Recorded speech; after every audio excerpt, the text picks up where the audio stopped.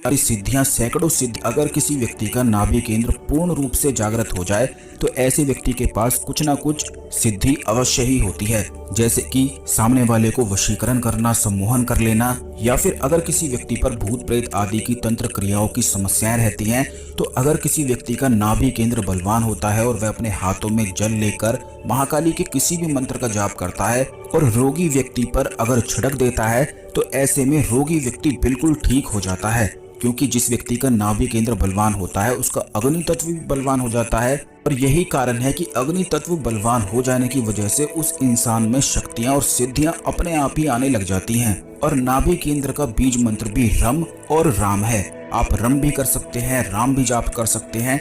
दोनों का एक ही वाइब्रेशन उत्पन्न होती है।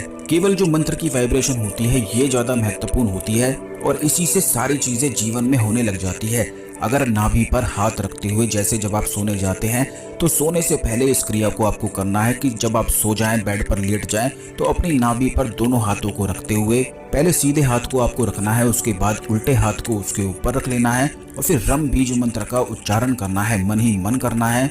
कम से कम अगर सोने से पहले आधे घंटे इस क्रिया को किया जाता है तो इससे मणिपुर चक्र यानी कि नाभि केंद्र बलवान बनता है। ठीक इसी प्रकार अगर सुबह सुबह उठते ही इस क्रिया को किया जाए, बैठकर किया जाए, फर्श पर बैठकर आसन बिछाकर किया जाए, तो इससे भी नाभि केंद्र बलवान बनता है। और नाभि केंद्र बलवान बन जाने की वजह से उस व्यक्ति की मनोकामनाएं भी बहुत जल्दी, शीघ्र अतिशीघ्र पूरी होने लग जाती है।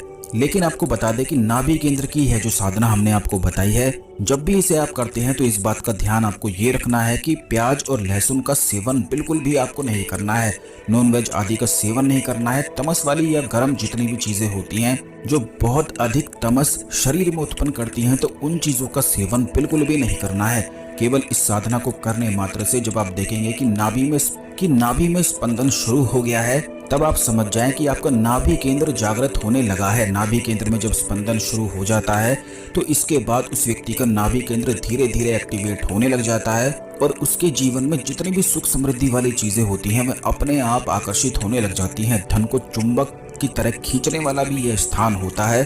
बल्कि जिस भी व्यक्ति का नाभि केंद्र बलवान हो उसमें सम्मोहन की उसे प्राप्ति होती है, आकर्षित वह लोगों को करने लग जाता है। ठीक इसी प्रकार धन की जितनी समस्याएं होती हैं, आर्थिक संकट या कर्ज की समस्याओं में अगर वह फंसा हुआ होता है तो हर एक प्रकार की समस्या से निकलता है। यानी कि सांसारिक सुखों को संपूर्ण प्राप्ति करने के लिए नाभि केंद्र का बलवान होना बेहद आवश्यक होता है। आपको ये भी बता दें कि जब आप इस साधना को करते हैं तो अगर नाभि केंद्र पर हाथ रखते हुए पूरे ध्यान से अगर बीज मंत्र का, रम बीज मंत्र का जाप किया जाए और उस समय अगर आपके मन में बिल्कुल भी ख्याल या विचार ना आए, तो ऐसा करने से नाभि केंद्र बलवान होता है। यह ऐसी सरल सी तंत्रोक्त साधना है जिसे काफी सारे ऋषि मुनि और काफी सारे साधक करते हैं और अपने नाभि केंद्र को बलवान बनाते हैं। इसके बलवान हो जाने से और इसके जागृत होने से काफी सारी शक्तियों की, सिद्धियों की प्राप्ति